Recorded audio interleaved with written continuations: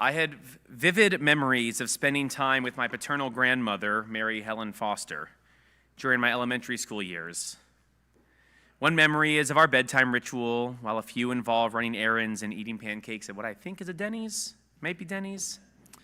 However, my most vivid memory is of us at a bowling alley.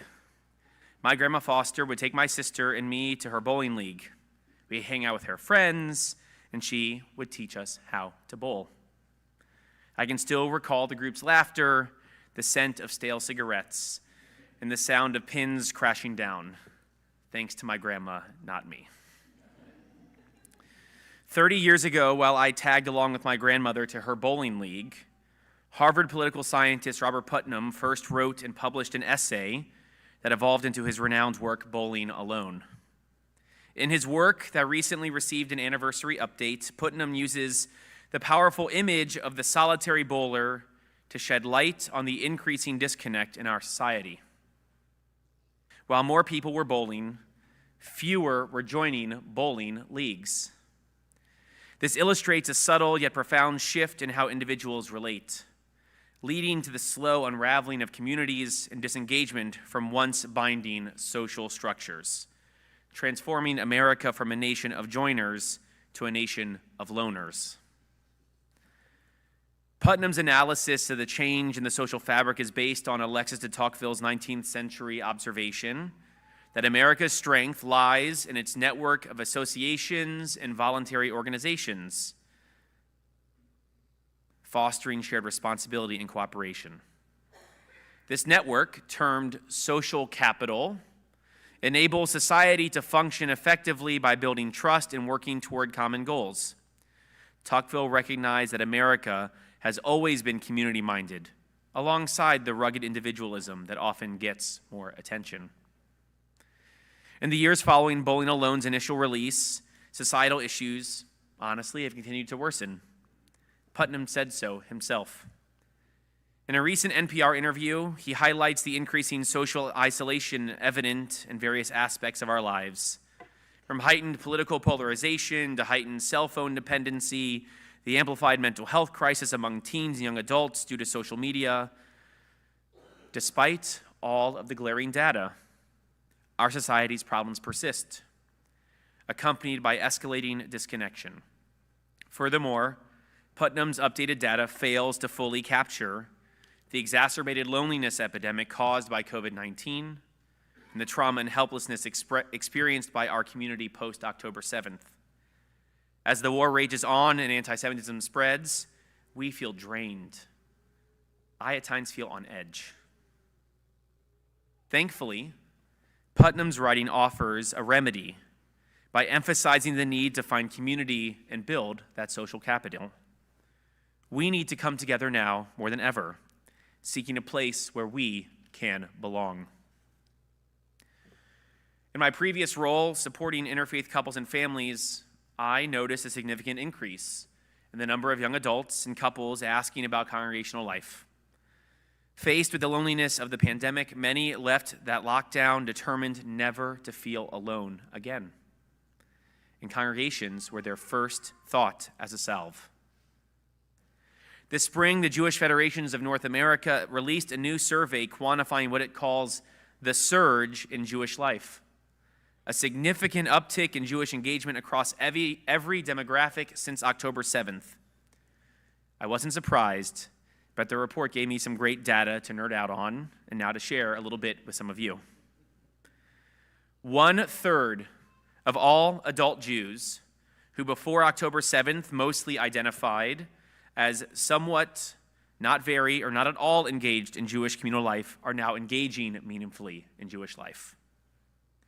1/4 of this surge is people older than 55 with no children at home, aka empty nesters. 43% of Jews express interest in increasing. That equates to 30,000 prospective new members, 6,000 of whom will likely live within a 15-minute drive of our community, waiting to find the safety and comfort of joyful Judaism.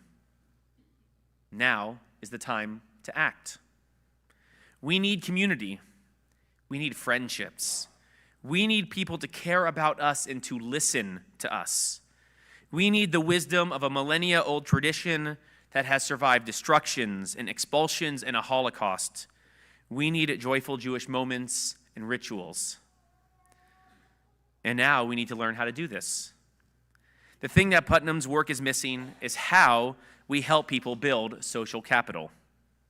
But to help us uncover what can get us over that hump, I want to turn our attention to the data from the 2021 LA Jewish Community Study. This study, as happens in most Jewish communities, involves large surveys of people in LA. It was about 500,000 people who participated in this survey. And I need your help, literally. We're going to play a game, everyone. Who here likes game shows? Okay, so I need 8 volunteers. I'm not going to call you out, just the first 8 people to come up who are going to be a part of our game of Jewish Family Feud. I need 8 people. We need 2 families. Let's go. Let's go.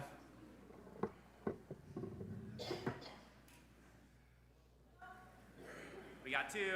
3, 4, 5. 3 more, please.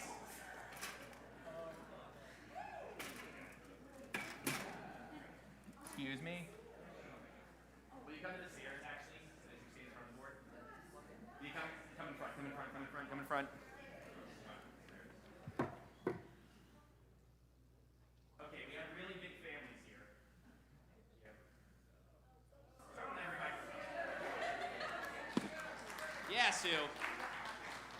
Hello. Okay. So we have 2 very large families here. We're going to skip the first part where they pick who. We'll start first. Hello, Loner family. Really nice to meet you. Say hi, Loner family. Hi. Say hi, Loner family. Hi. Thank you very much. So we have our first question for you. What is the question? I have to find it on my notes. There we go. According to the 2021 LA Jewish Community Study, what are the top 5 reasons that limit participation in Jewish life? The top 5 reasons that keep people from participating in Jewish life. Okay, let's go. Money. Money, let's see here. Money, it is too expensive is number 4. There we go, perfect. Great. Too expensive, 21%. Thank you, you're a lovely audience. Number 2. Anti-Semitism? Anti-Semitism is not on the list. Survey says, thank you. What do you got? Time, like work, time. Time. We'll go with, that's kind of not really on the list either. Survey says, do you have a thought? No. Oh, God. Sue, come on. This is Los Angeles. What's the first thing everyone thinks of in LA? Traffic. Traffic. Who thinks traffic is number 1? Raise your hand. It is not number 1. Traffic is 3rd. Only 22% of people in LA think of traffic as the thing keeping them away from Jewish life. Let's see what the survey said. The survey said, number 5, lack of confidence in their Jewish knowledge, 18%. Number 2, you don't know anyone, that's 24%. Wow, you guys are into this. I like it. And number 1, a disinterest in activities. You didn't find things that you wanted to do. That was 31%. I know, this is interesting, right? Okay. Hello, Joiner family. How are you? Nice to meet you. Oh, I have to turn this around. 1 second.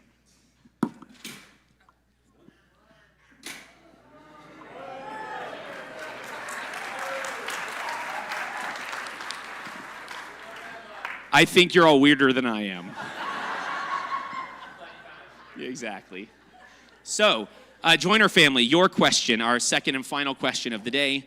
According to that same 21 LA community study, what are the top 5 reasons that help participants feel welcome and comfortable at Jewish events? What are the top 5 things that bring people into Jewish life? Top 5 things that bring people into Jewish life. Community activities, like, as an example, like, I'm blanking. So the flip side was events that I don't like, and this one is events I do like. Survey says that is not on the list. They know someone. They know other people there. That is our number 1, 76%.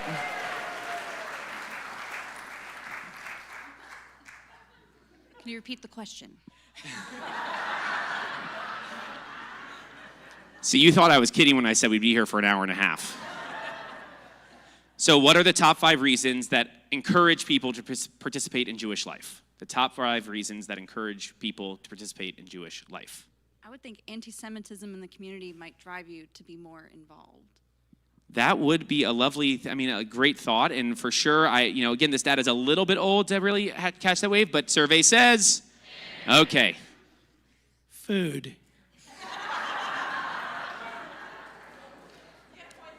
I'm gonna take some liberties with this one. Number 4 is when you see yourself reflected in the people who attend, because I like food too.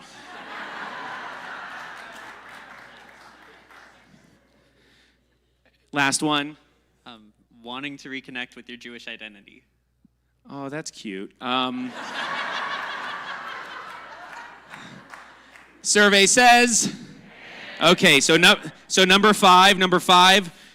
When Jewish rituals are explained, that we don't assume that people know what's happening. We should not assume that Jews know what's happening at Jewish events. Number 3 is there is people with diverse backgrounds around you. That is 47%. The same as people who look like me, which is interesting. It's the same kind of thing. And number 2, the last thing is when someone personally invites you. 66% of people who personally. Let's give everyone a round of applause. You can go back to your seats.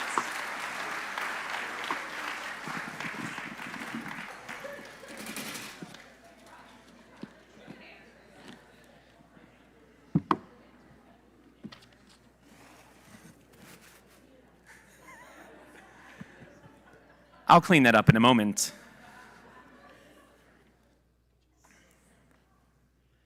Considering these 10 reasons, 5 that make joining easier and 5 that keep people away, some are low-hanging fruit and already in regular conversations by our staff and lay leadership, simply requiring us to double down and iterate. One example is developing and incorporating methods that better explain our services and rituals. This is why your High Holiday program and songbook is like twice as big as it was last year. That, and also I like to make Rachel sweat a little bit. That's the other reason why it's much larger.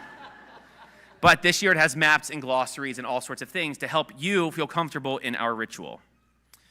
There is one datum from these 10 that requires a change, a new method from every person's participation, and it's simple. That last one we covered, the personal invitation. As I shared last night, we know the power of one voice and the power of our community's collective voice to change the world. The power of your voice needs to invite others. Members and not members, friends and family, co-workers and neighbors, Jews, those who love us, and seekers, to find what they need in community, in our community.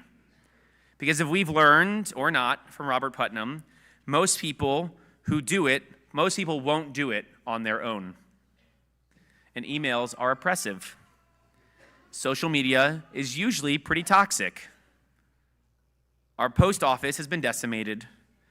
Carrier pigeons are extinct.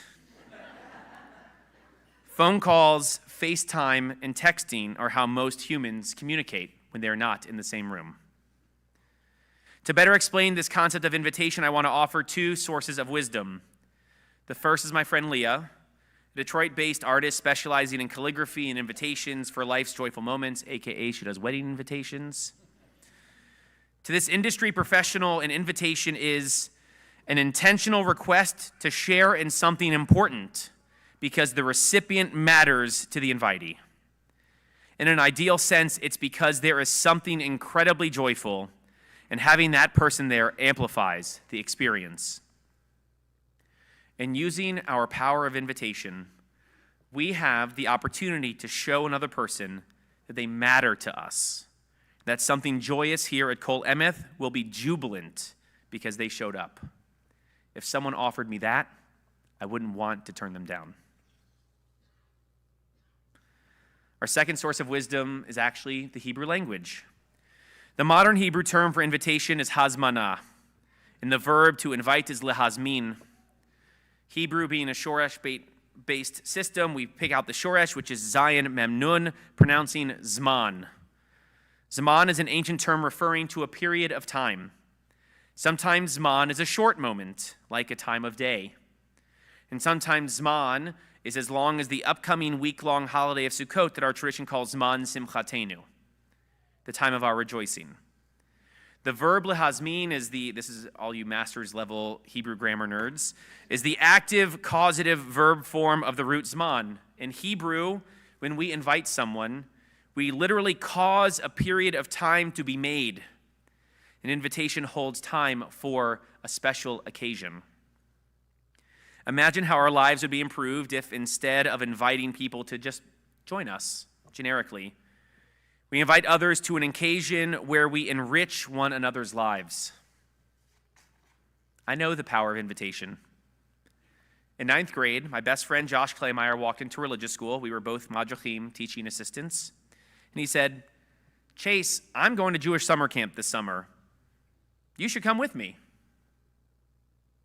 I went to camp that summer, met the friends who invited me into my local and regional youth groups. Within 2 years, I sat in my rabbi's office asking how I could become a rabbi. Without his personal invitation to have an awesome summer with one of my best friends, checking off 3 of our boxes from the study, I likely wouldn't be here to tell you to offer your friends the same. Friends, at this moment, we sit here knowing that there is an endemic problem in our society. We know how painful and hurtful our world can be. We have experienced its loneliness and its meanness. We also know from firsthand experience that nobody should feel like this in the ways that we have. And thank God we have the knowledge and ability to abate it. The only thing standing in the way of helping our friends, our family, our congregants, and all who we encounter, and of course help ourselves, is our ability to invite them to be with us and to invite ourselves to be with them, to feel joyful and known and smiled at and loved. And so I'm giving each and every one of you 2 assignments. That's right, got to pay attention now. There's a test later today. No, there's not. The first is to introduce yourself to a new face today. Invite them to the occasion at which you and they, and your spouses and family, or not, enrich one another's lives. Imaginary rabbi bonus points if it happens in our sukkah in 2 weeks during the holiday of Sukkot. So meet a new face today and take them to lunch. Have dinner together, go for a walk, etc. Finally, each of the next 3 times that you come to Kol Emeth after Yom Kippur, I want you to invite someone to join you. Please DM your classmate to make sure they show up to confirmation so you won't feel alone. Or text another family to sit with you at our 6 p.m. evening Shabbat service because both you and your kids love it and you think that family will too. Or call the formerly new face you're about to meet to let them know how great it would be to see them again at the next L'chaim event for active adults. Or have lunch with a former congregant who you know is still seeking community and you want to walk with them on their journey. Or even speak face-to-face with your new Jewish neighbor who should make friends because being in a new place is hard. When we take the time to lean into the art of invitation, leaving no relationship to chance, and work to help our networks grow social capital, we know we will create the sweet new year we desire and we deserve. Ken Nehi Ratzon, may it be our will, O God, that pushes us today to change the lives of the hundreds of people in this room and hundreds more beyond, with a simple invitation. We have the power and the wisdom. We are enough. May we simply make the call. Shana Tova.